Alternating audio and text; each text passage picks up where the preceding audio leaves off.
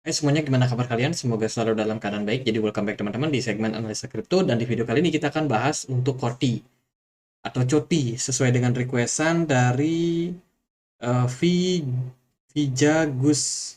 Ya itulah, VJ Agus mungkin namanya ya.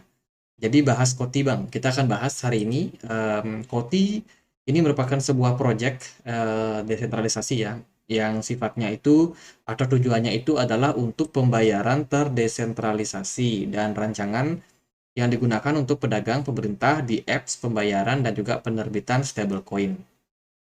Jadi itu fokus utama daripada Koti, teman-teman. Dan aku juga baru tahu nih, aku baca-baca dari websitenya Ajaib. Ternyata Koti itu ada kepanjangannya. Currency of the Internet atau Koti. Merupakan sebuah protokol blockchain pertama di dunia dengan mengoptimalkan pembayaran yang terdesentralisasi. Jadi ya seperti aku bilang tadi, itu projectnya teman-teman, dia menciptakan stablecoin di Jet kalau teman-teman tahu. Kemudian mereka juga memberikan solusi pembayaran dan juga membuat apa namanya, di apps yang bergerak di blockchain mereka, yang tentunya akan membantu meningkatkan efisiensi dalam hal pembayaran. Kalau kita perhatikan, ya ini ya project layar satu dari Koti, teman-teman. Nah, kita lihat dulu nih untuk supply-nya. Hari ini supply dari Koti itu yang beredar adalah 1,22 miliar Koti atau 60%. Sementara supply maksimumnya ada di sekitaran 2 miliar Koti. Artinya teman-teman ada sekitar 40% lagi yang masih bisa di-create. Ini tentunya membutuhkan adopsi yang lebih banyak. Sebab kalau adopsinya tidak sesuai, tokennya banyak banjir di market, itu bisa jadi problem besar untuk Koti. Harganya akan inflasi.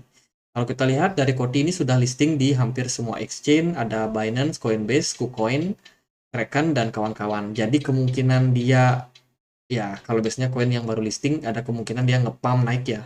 Di awal-awal listing itu nggak akan terjadi pada Koti karena ekspansinya sudah sebesar itu. Kalau kita lihat dari mereka punya Twitter, Koti ini ada beberapa event, terutama yang berhubungan sama community pada bulan Juni sampai bulan Juli sekarang. Mereka juga baru aja merilis token yang namanya G-Koti atau G-Koti. Ini rumornya ada APY sekitar 800% untuk komunitas yang ikut. Jadi kalau teman-teman mau cek campaign-nya seperti apa, itu langsung aja kunjungi Twitternya Koti ya. Di sana mereka ada ngasih airdrop. Postingan terbaru sih mereka ada ngasih airdrop gitu, teman-teman. Ini ya, Koti APY Boost. Future is now live. You can now deposit your G Koti. Jadi teman-teman wajib punya G Koti ini in the treasury to boost your base APY sampai 800%.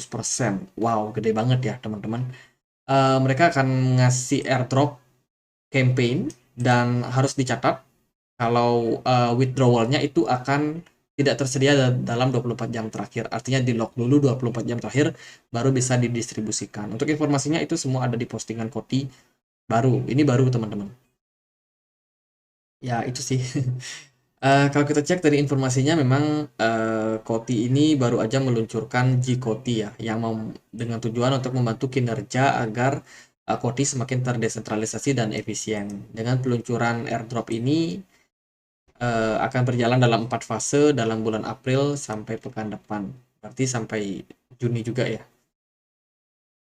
Ya, itu kurang lebih dari proyek yang mereka sedang bangun. Lalu gimana nih untuk Koti secara apa namanya? Ini kita cek dulu. Ini explore mereka. Teman-teman di sini kita bisa lihat transaksi yang sedang running. So far sih dari Koti ini masih cukup ramai. Meskipun menurut saya agak, ya nggak terlalu banyak juga ya untuk transaksi yang terjadi, tapi masih terbilang sangat cepat. Average kecepatannya sampai 26 transaksi per detik. Jadi bisa dibilang cukup cepat juga, dan juga mereka punya fee juga termasuk tergolong murah lah teman-teman. Lalu gimana untuk price exchange-nya? Price exchange dari Koti dia masih dalam proses downtrend teman-teman. Harganya ada di kisaran 0,05 dolar. Kalau kita perhatikan dia bergerak turun ya dalam sebuah pergerakan yang namanya falling wedge pattern. Ini merupakan pola yang bisa dibilang endingnya biasanya adalah bullish. Tapi kita membutuhkan yang namanya konfirmasi. Semoga sih bisa sesuai dengan gambar di sini.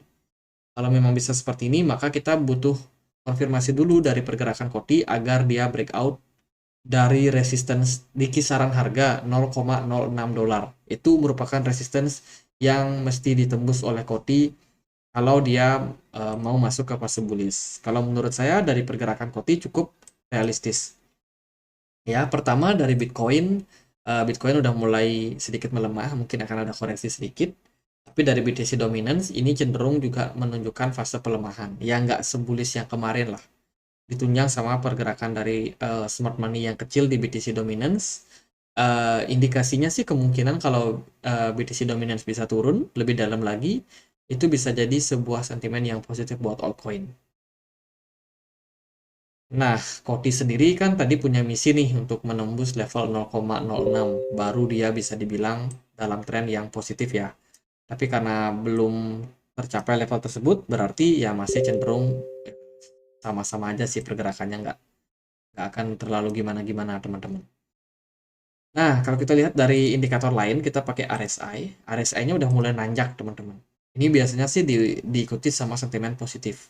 Semoga aja kedepannya memang ini bisa menjadi sentimen yang positif, kemudian volumenya juga naik, karena menurut saya sih volumenya nggak mendukung, apalagi smart money-nya kosong di market. Jadi satu-satunya indikasinya ya dari RSI. Nah, tinggal tunggu nih konfirmasinya apakah kedepannya akan ada volume yang tinggi atau enggak. Kalau volumenya jelek-jelek aja ya bisa jadi RSI-nya bakalan turun lagi nantinya. Dan kemungkinan harga Koti bisa turun juga akan sangat terbuka, teman-teman. Level support yang bisa diperhatikan sih di kisaran 0,04 itu menurut saya masih cukup ideal. Masih cukup mungkin lah untuk Koti turun ke level tersebut ya. Baru kemudian dia kembali breakout ke 0,06 ya siapa tahu teman-teman. Tapi menurut saya itu yang harus diwaspadai selama Koti masih belum menembus level 0,06. Menurut saya trennya masih akan downtrend. Dari time frame yang lebih kecil, contohnya di time frame 4 jam, pergerakan Koti ini cenderung naik apa ya namanya? Naik terbatas, teman-teman. Ya, kemarin sempat naik sampai 0,06,